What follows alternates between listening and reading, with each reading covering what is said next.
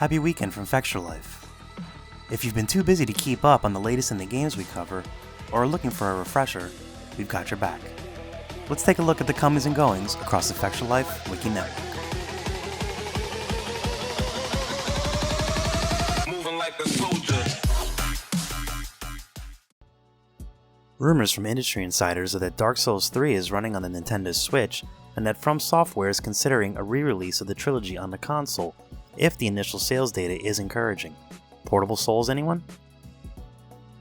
In confirmed news, 'tis the season for cliched ugly Christmas sweaters, and Bandai Namco gave some away this week. If you want Dark Souls on your body and you just don't care how you look, these are the duds for you. In a post on the Square Enix blog, Final Fantasy XV previewed some of the free updates coming to the game over the next few months. First, they are planning to add gameplay enhancements for the quests in Chapter 13, and to buff ring magic, as well as more tweaks. More specifics on what they will exactly change are on the way. Next, they're planning to make some additions to the story, adding scenes that will give you new insight into character motivations, such as why Ravis walked the path he did. These will take more time due to localization and other language voice acting. In the long term, they are looking at making certain key characters playable, as well as considering the possibility of customizable avatars. Some other features they are considering adding are letting you carry over stats from a previous playthrough, adding items that introduce new playstyles such as low-level runs and God mode, readability tweaks such as increasing font size for certain languages, new bosses with exclusive rewards and achievements, and limited time hunts. With all that on the way, it's clear that players' time with the game is nowhere near being done, even if you are nearing the end of your first playthrough. Koei Tecmo updated the official Japanese site for Nioh with a bunch of brand new screenshots for our viewing. The screenshots feature protagonist William and other characters taking on some new enemies, including the giant toad boss we witnessed during the gameplay demonstration in last month's livestream. We also got a look at what seems like some new weapons and armor and some freeze frame action. At the PlayStation Experience over the weekend, we also got a brand new trailer that teased even more never before seen stuff and got the crowd appropriately hyped. ZeniMax Online and Bethesda have released some details on the player housing feature coming to the Elder Scrolls Online. Called Homestead, the feature is arriving with the next update in February of 2017, or can be tried on PC in the public test server in January. At launch, you'll have access to nearly 40 unique homes. You will complete a quest to receive a small room at an inn, and you can expand from there. The homes you can acquire are themed after the game's 10 races and can come furnished or unfurnished. You can purchase any of them you like, regardless of your race or alliance. Nearly all of the homes can be bought with in-game gold. Unfurnished ones can be purchased with crowns, or you can buy them with gold, as well as complete an achievement that earns the approval to move into the neighborhood. You can also buy fully decorated versions in the store, and the furnishings can all be changed as you wish. Crown Store will later have unique dwellings like an island retreat. It's all about that wish fulfillment. You'll be able to craft decor using existing skills, purchase them with gold through merchants, or buy them in the Crown Store. Earning trophies from veteran arenas, dungeons, and trials will also grant you monster-themed busts that you can display in your home. There are many more details, so be sure to visit the player housing page on the wiki for more info and images. We got a look at a new Horizon Zero Dawn trailer through the PlayStation Experience that shows off the game in its stunning glory, running on the Decima engine that is also being used in Death Stranding.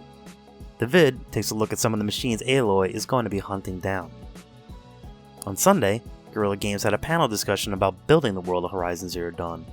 This game is starting to take shape as Sony's must-have for 2017.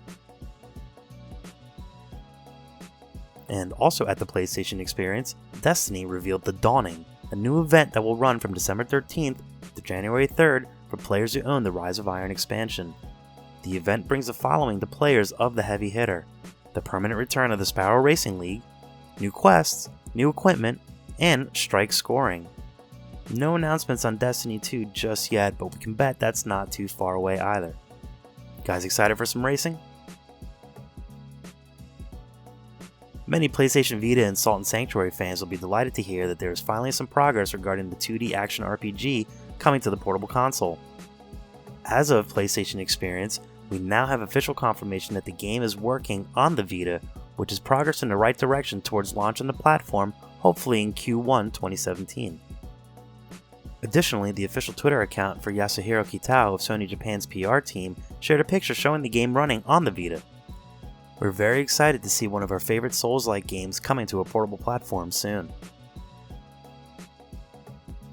Combat RPG Absolver hit us with a new trailer at the PlayStation Experience, and they nearly stole the show. As for many, this was the first look at the online RPG. The video shows off the game's dynamic hand-to-hand martial arts combat that will remind some players of Dark Souls. Later, Pierre from Slowclap talked a little more at length about Absolver and ran through their gameplay demo. The game will be releasing in 2017 for the PlayStation 4 first, with exclusive content, and then later on PC. We're looking forward to developing our martial arts sparring skills. It was revealed that Square Enix's upcoming action RPG Nier Automata will release in the West on March 7th, 2017. They also released details of the launch editions, a black box edition that comes with lots of goodies, including a figurine, and a Day 1 edition with some bonus digital content. Square Enix also announced that a demo for the game will be coming to the PS4 on December 22nd for North America, Europe, and Japan. The demo will allow players to take control of one of the playable characters, 2B, as she makes her way through an abandoned factory to defeat a giant enemy inside. We can't wait to get our hands on it. To be or not to be? Bad joke, okay. Warhorse Studios released a new developer update video for Kingdom Come Deliverance to bring fans and backers of the realism-based RPG up to speed with everything related to the game's development. It's a long list of things that are getting finished up in the game, including quests, bug fixes, armor, weapons, and a lush symphonic soundtrack. Check the article on the blog for a full recap of everything in the video. The video finished by showing off some of the swag for backers and the collector's edition of the game, including pressed coins, a statue, and a kick-ass sword. The collector's edition can be purchased until December 31st, 2016. With the lengthy progress update, the game is heading into internal beta, where all remaining bugs and features will be ironed out. If you want to learn more about the game, check out our first-hand look during E3, as well as our interview with Warhorse Studios. We can't wait to see more. We took a look this week at the factions we'll be encountering in the upcoming sci-fi fantasy RPG Elix from Piranha Bytes and THQ Nordic. The Berserkers are looking to offer the people of the world hope through the possibilities of magic. The Albs hail from the mountains of Zakor. They focus on harnessing the power of Elix for technological use, as well as consuming pure Elix to become stronger, envisioning a future where the weak are sacrificed to make room for the strong. The Clerics use Elix to power their machines as guardians of the world's technology, focused on the promise and hope that technology can bring to the land. The Outlaws are scavengers of the ruins of the past and have no allegiance to any of the other ideologies. The game's open world is going to be massive, and the locations differ geographically and thematically depending on the climate and the culture of the faction present.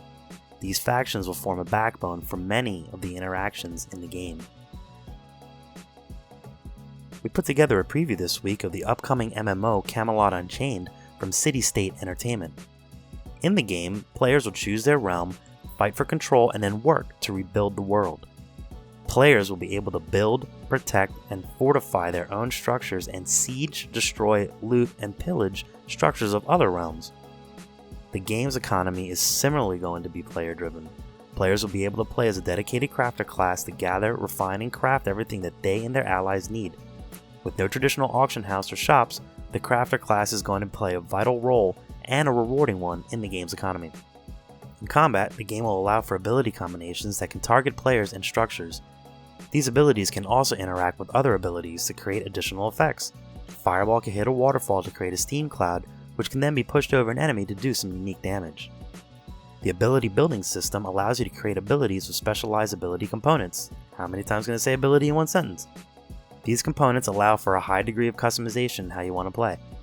You mix components based on the equipment you want to use, such as weapons, how you want to use them, and extra modifications such as range or area of effect.